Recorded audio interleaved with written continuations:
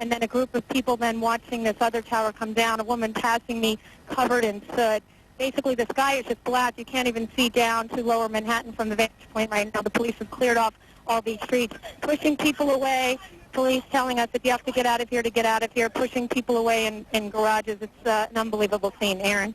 You can see in this shot, our viewers can, a helicopter shot coming across the harbor, the Statue of Liberty prominent in the foreground, and smoke and devastation and tragedy in the background.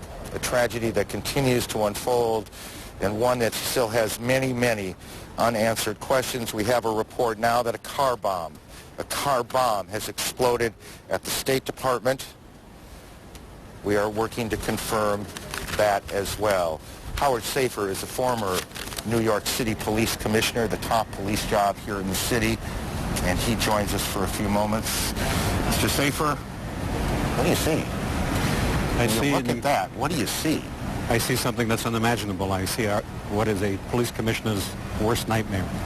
This is a situation that obviously was well planned, well coordinated, and the loss of life that's taking place down there is just incredible and is going to strain the emergency services of this city to the hilt. Are you hearing any specific information? Are you hearing anything about the number of injuries, the number of fatalities, the number of people in that building, those buildings? Are you getting any of that information from? Well, I know there are 50,000 people who work in the World Trade Center. I know that every ambulance and every fire company in the city and has been called in and dispatched there. It's unimaginable, but the loss of life is going to be huge. You're as familiar with the city's plan or plans for these kinds of incidents as anyone in the city. In all honesty, does the plan cover the scope of what appears to have happened here? No, we have an Office of Emergency Management. The plans for responding to a disaster are probably as good as any in the world, but nobody ever would contemplate that we would lose the two World Trade Centers and in this manner. Tell me what's happening there, would you guess, in the sense that what are police doing? What's the first thing that has to happen? Triage? The first thing is triage. The first thing is to identify who can be treated, who cannot be treated, to get those ambulances to hospitals. Every hospital's emergency room is open and I'm sure working right now. And this is just a situation, it's like a war zone. And you have to logistically treat it like a war zone. You have to have your front lines, you have to have your support, and you have to have people who are constantly in there doing something. I was also fire commissioner before I was police commissioner, and it's no longer an issue, unfortunately, but a high-rise fire like that is almost impossible to fight. At this point, would you say that every police officer, and there are, 40,000? There are 41,000 police officers in the city have been called in? Oh, every one of them. I know every firefighter has been called in. And how many firefighters? There are 14,000 firefighters, and I'm sure we'll be getting help with equipment from our adjoining communities as well. I mean, this is a logistical exercise that makes the first attack on the World Trade Center, relatively small. Because of its scope? Because of its scope. And its place in the building itself, that it was high up in the building. Does that complicate things? It does. Once you get above the 10th floor in a fire, it's almost impossible to fight a high-rise fire above the 10th floor, except by sending firefighters up there and using hose stands. Then you run into water pressure problems. I was just thinking about this not long after the World Trade Center bombing. The engineer who designed the World Trade Center told me that the World Trade Center was designed to withstand a 707 direct impact. Well, obviously, that wasn't the case. It seems not.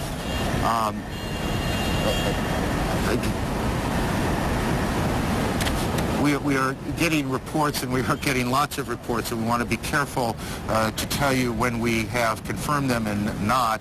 But we have a report that a 747 is down in Pennsylvania, and that remains unconfirmed at this point, and so we will check on that. I want to get back to the former commissioner in a moment, but again, to briefly recap, you have buildings in Washington now evacuated, the White House, the Pentagon. We have a report that there has been a collapse at part of the Pentagon itself. There was an an explosion. You can see the Pentagon on the right side of your screen, and that is a live picture as well. On the left side of your screen, you see the situation here in Lower Manhattan in New York, where both of the World Trade Center towers have collapsed. This morning, as people were coming to work, all airports in the country have been shut down. International flights that were heading this way are being diverted to Canada. The White House has been evacuated. The president was in Florida this morning, and he spoke briefly and said, in truth, the kinds of things, and about the only kinds of things you can say in moments like this, that the government will do everything it can to hunt down whoever is responsible.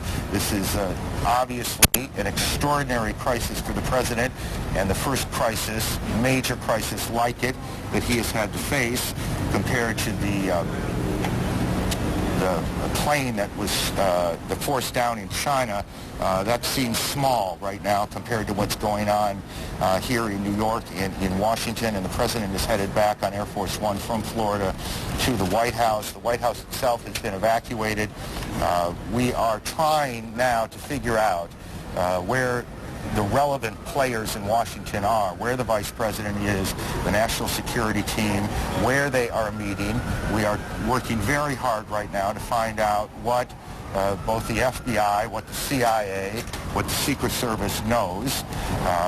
It is chaotic now in two cities. You have major buildings that have been evacuated. It's very difficult, obviously, to get phone calls through as you look at the Pentagon, and I suspect we are also getting a report as you look at these pictures of the Pentagon, and I, in all honesty, suspect you see them a little more clearly than I do, but part of the building appears to me, as I look at it, to have collapsed. That's the Pentagon, and those pictures are live at 10:40 Eastern Time this morning. We have a report now of a fourth explosion at the Trade Center, and Brian Palmer, our CNN correspondent, is as close as he can get to the area. Brian, what can you tell us? We are, in fact, as close as we can get. I'm not going to give you an exact time frame, but several minutes ago we were standing in front of the United States Courthouse when we saw the second World Trade Center disappear from the skyline. It collapsed before our eyes, again, in a plume of ash and debris. People rushed north. We had a New York City Police Department officer here with us who witnessed the first collapse, but he actually had to dash off to duty. We've been watching people crying. Some people had relatives in the buildings. They are not sure whether they are whether they've been evacuated, removed for the buildings, or not. Was there, Brian, did it sound like there was an explosion before the second collapse, or was the noise the collapse itself? Well, from our distance, I was not able to distinguish between an explosion and the collapse. We were several hundred yards away, but we clearly saw the building come down. I heard your report of a fourth explosion. I can't confirm that, but we heard some boom, and then the building fold in on itself. We are told, Brian, hang on, we're told that the Secretary of Defense is being evacuated from the Pentagon. The Pentagon, a portion of the Pentagon has collapsed after, and I'm not precisely sure on this, and I want to tell you when I'm not precisely sure, but apparently a plane or helicopter hit part of the Pentagon itself. As you take a look at the pictures there, I must say every time we hear a plane coming up overhead, it gets a little nervous where we are. Whatever is happening and whoever is responsible, we have no way of knowing if it's played out yet or if it's just going on. So every time we hear a plane go by, we wonder what the situation is and where it is headed. That sound, we're told by a person here, they believe that is a fighter jet.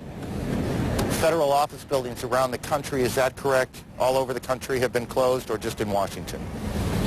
Well, we were not allowed into the federal courthouse here, where CNN maintains a workspace. The officers just said we're not allowing you in. I think that's a security precaution. Got it. Stay with me a little bit. All federal office buildings now, all federal office buildings in Washington, D.C. are being evacuated as we speak to you now.